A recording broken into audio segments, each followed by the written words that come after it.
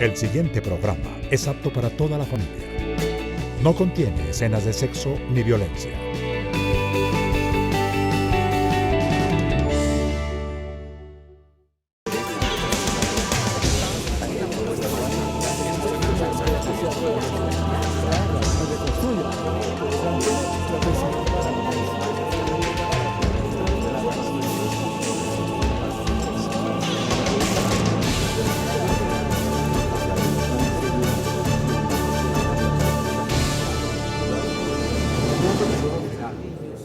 La educación virtual en Colombia, como en muchos otros países, no se restringe solo al ofrecimiento de programas académicos que utilizan medios digitales para la entrega de contenidos a estudiantes a distancia. Ese es apenas un polo en el amplio espectro de aplicaciones de las tecnologías digitales.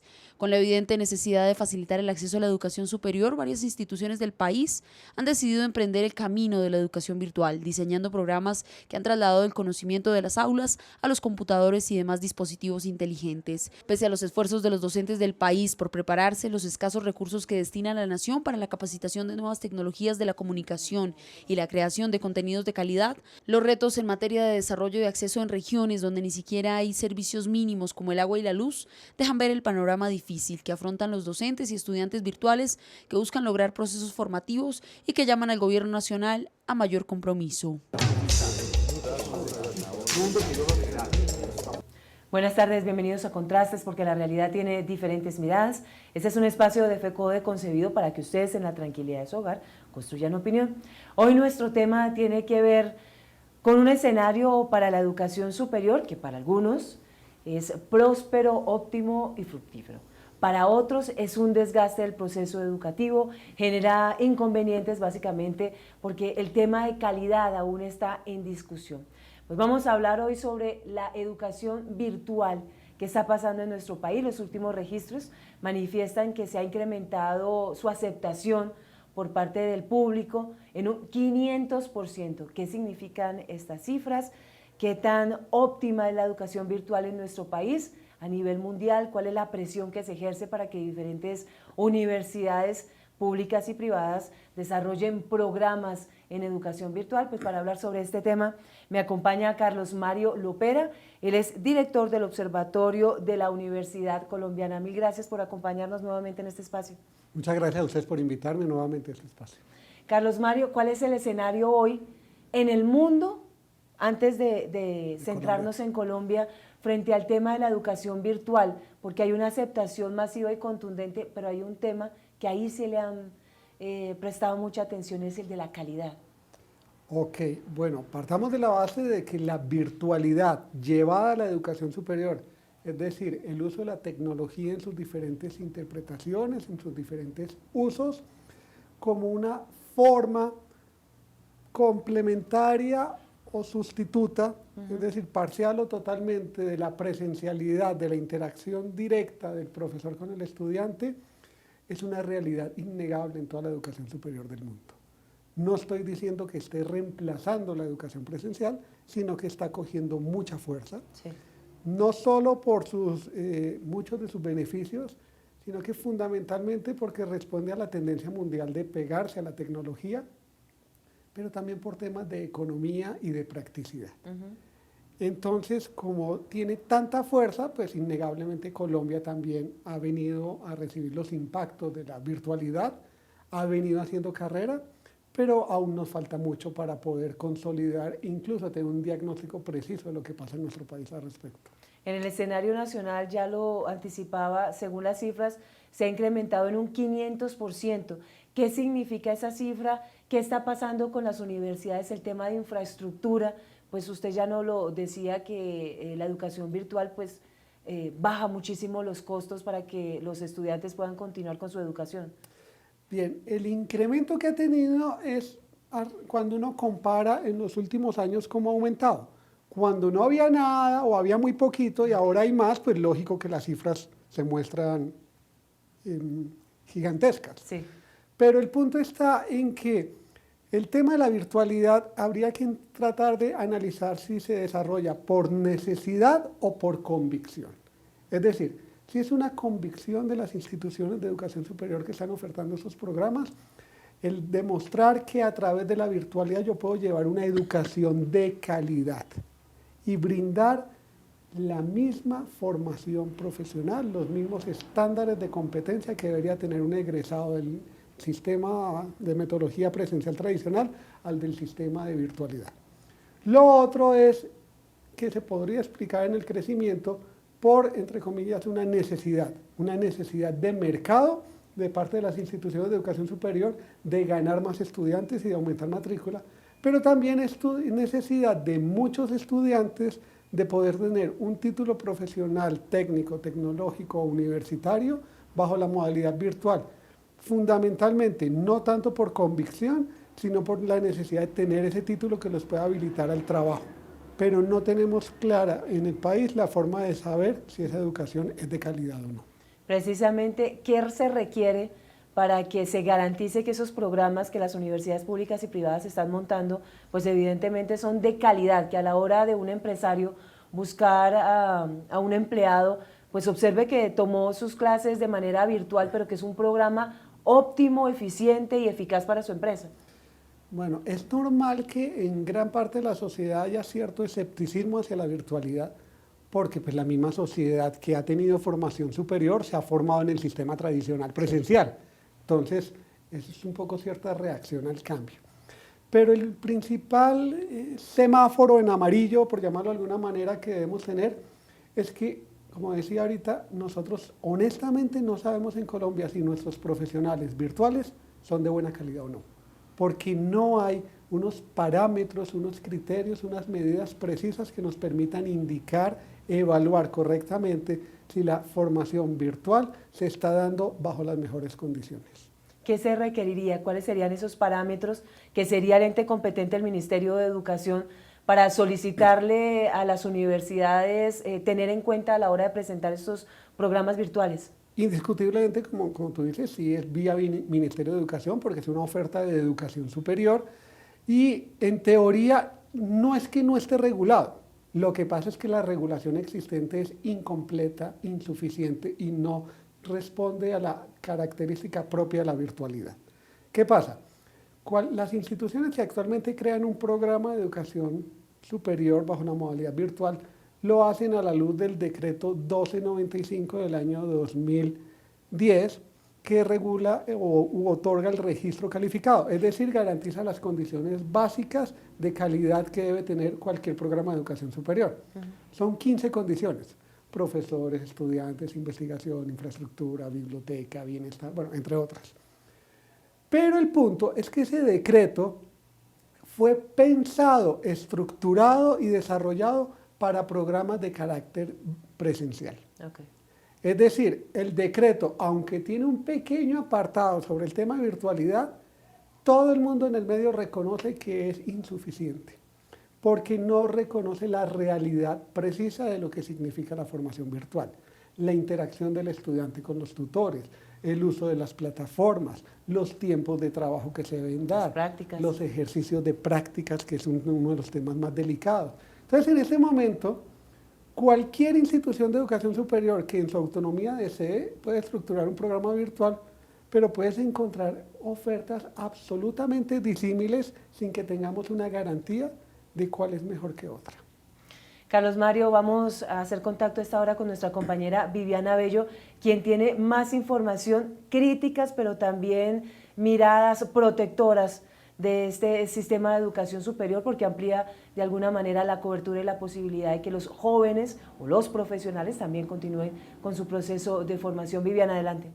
Omaira, muy buenas tardes. Hablamos con el sociólogo José Duarte y también experto en comunicaciones, quien se refirió a los retos que enfrenta el país en materia de educación virtual y sobre las complicaciones que han tenido a la hora de implementar nuevas tecnologías. Ya la educación virtual en Colombia empieza ya a implementarse más específicamente con el proyecto de la Universidad del Sur, que hoy en día se conoce como la UNAT, que es el gran proyecto que tiene el gobierno nacional alrededor de la educación virtual, en donde la tecnología juega un papel fundamental porque está entrando a mediar los procesos formativos y educativos de cada uno de los colombianos que pueden acceder tanto a nivel nacional como a nivel internacional. Radio Revista Encuentro. Encuentro. Programa institucional de FECODE. Encuentro. Sindicalismo, arte, cultura, actualidad, tecnología, pedagogía, educación. Encuentro. Las expresiones de vida con que se construye Colombia tienen un punto semanal de encuentro. Todos los sábados a las 7:30 de la mañana por Colmundo Radio. La privatización de la educación pública se disfraza de diferentes formas. Es responsabilidad del gobierno garantizar un acceso equitativo e incluyente para todos los niños, niñas y jóvenes a una educación pública gratuita y financiada por el Estado. FECODE rechaza la comercialización y privatización de la educación pública en el país, porque la educación no es una mercancía, es un derecho.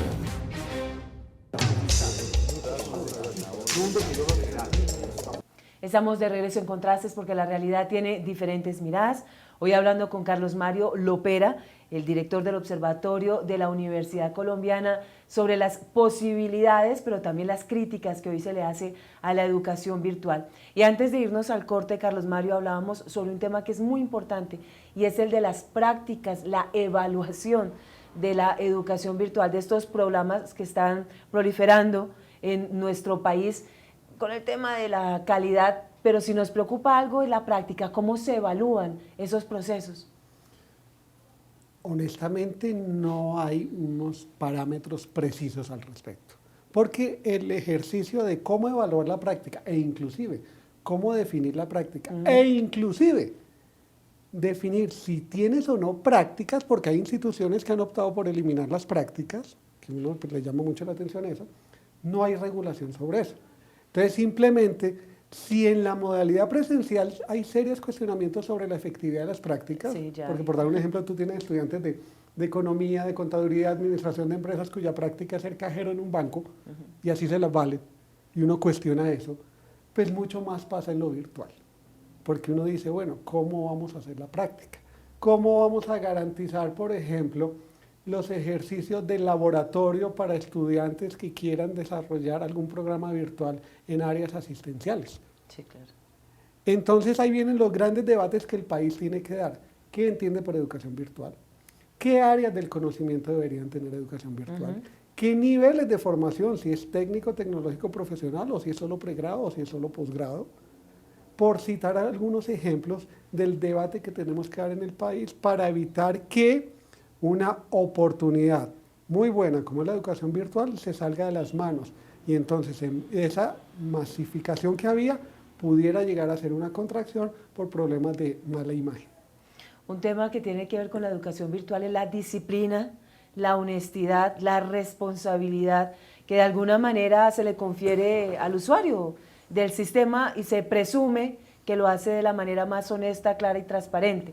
Uno cuando hablamos de disciplina, pues que tiene que ver con los tiempos en los que va a tomar el curso, el programa, honesta para responder las evaluaciones, porque ya hemos visto que algunos se hacen en un tiempo específico, pero no hay certeza de quién está respondiendo el examen. Entonces hay un tema de honestidad por quien recibe el programa, que pueda que sí, pueda que no. ¿A dónde vamos a llegar si no se regula prontamente y no se toman medidas? Porque podemos estar ampliando el tema de cobertura de manera masiva y en eso, bueno, está muy bien. Pero ¿qué tipo de profesionales van a salir a través de la educación virtual? Ok, efectivamente, lo que pudiéramos hacer es que estaríamos masificando el desempleo de profesionales porque el mercado laboral no estaría viendo con buenos ojos a personas que pudieran tener serios problemas para el desarrollo competente de su profesión. Porque claramente tenemos que partir de la base y es que la educación virtual no es para cualquier estudiante. Exacto. Y no cualquier persona tiene la disciplina y la voluntad para estudiar en educación virtual. Esa es la primera premisa y a partir de allí deberían crearse unos estándares precisos para que se controlara el acceso a la educación virtual. Y lo otro está en la ética de la virtualidad. Y no es solo de los estudiantes, también de los profesores, porque la virtualidad, lamentablemente, si pasa en lo presencial, en la virtualidad se han visto muchos más casos de plagio y de violación de derechos de autor por parte de algunos profesores o algunos académicos que con o sin la intención indebida pues lo han hecho y así han salido adelante en el sentido en que mantienen la oferta, pero sin los controles, replicando siempre exactamente lo mismo, o estudiantes que se vuelven expertos, como se dice, en copiar y pegar textos, pero sin ninguna ética intelectual. Porque uno diría que la educación virtual para regiones aisladas, donde con dificultad hay una universidad buena, cercana, pública, que brinde procesos de desarrollo y formación, se convertiría en una herramienta muy óptima, efectivamente, pero debe ser regulada. En algún momento con usted hablábamos sobre las posibilidades que hay hoy en el mercado, de los programas que se pueden subir en la plataforma, que puede encontrarse uno de todo, como el más acucioso que ha sido contratado específicamente para crear ese currículo que hace parte del programa, como otro que simplemente se pega, se monta y el usuario lo utiliza. Efectivamente, cualquier contenido que se suba a internet actualmente, el oferente lo puede llamar un programa virtual.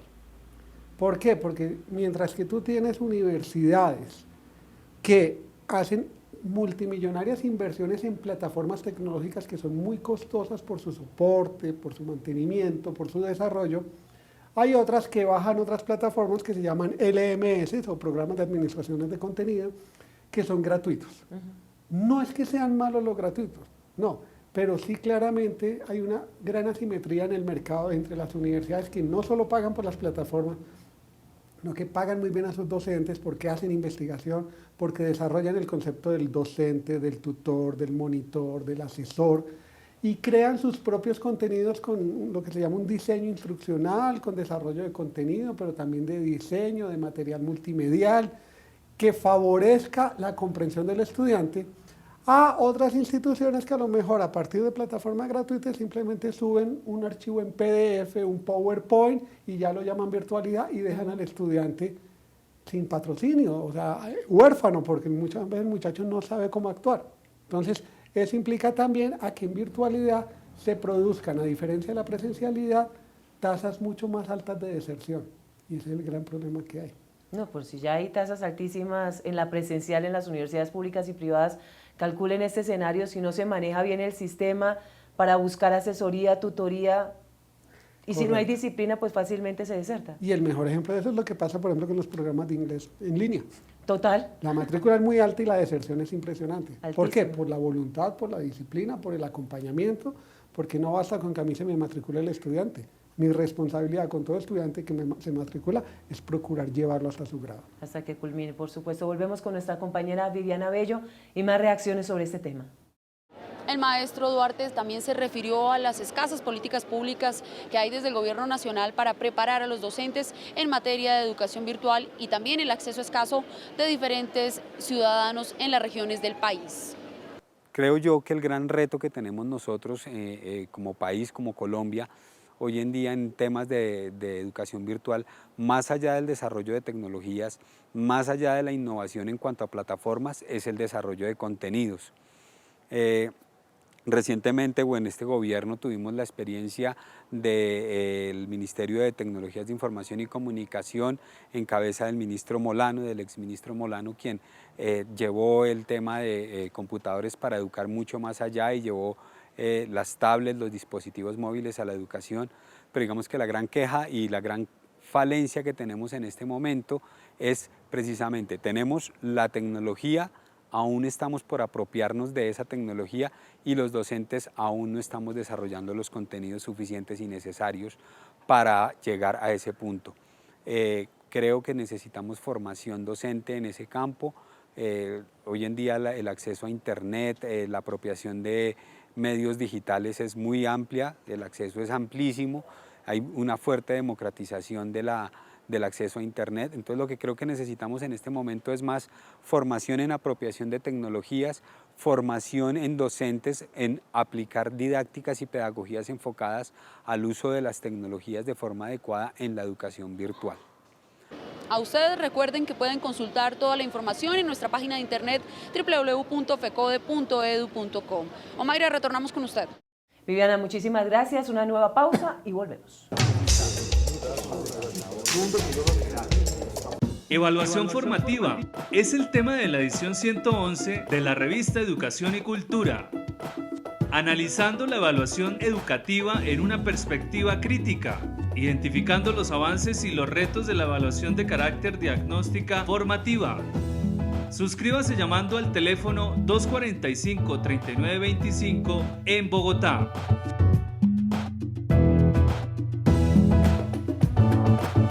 Educación y cultura. 32 años construyendo el movimiento pedagógico colombiano. ¿Qué es educación pública? La educación pública es un derecho fundamental y un bien común y es responsabilidad del Estado garantizar igualdad de oportunidades a sus ciudadanos. FECODE defiende una educación pública gratuita y financiada por el Estado y exige el freno de todas las formas de privatización y comercialización de este derecho fundamental. La educación no es una mercancía, es un derecho.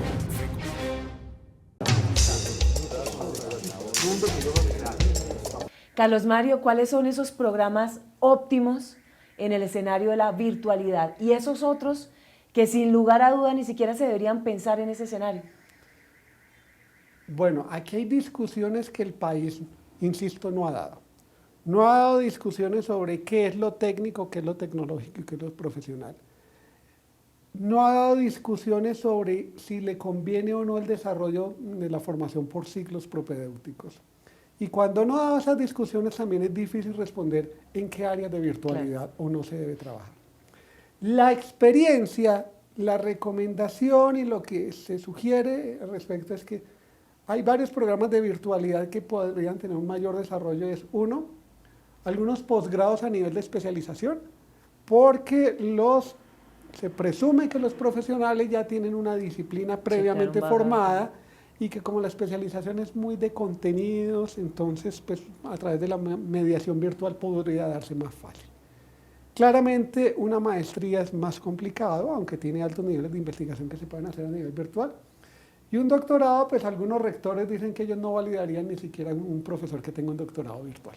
Así de entrada es el paradigma. A nivel de pregrado, ha variado mucho ese crecimiento, esa oferta de programas ha variado mucho. Han crecido, pero se han cerrado también muchos, porque muchas universidades se han metido en la onda o en la moda de crear programas virtuales, pero más con la mentalidad de negocio. Cuando no han tenido toda la demanda, los han ido cerrando.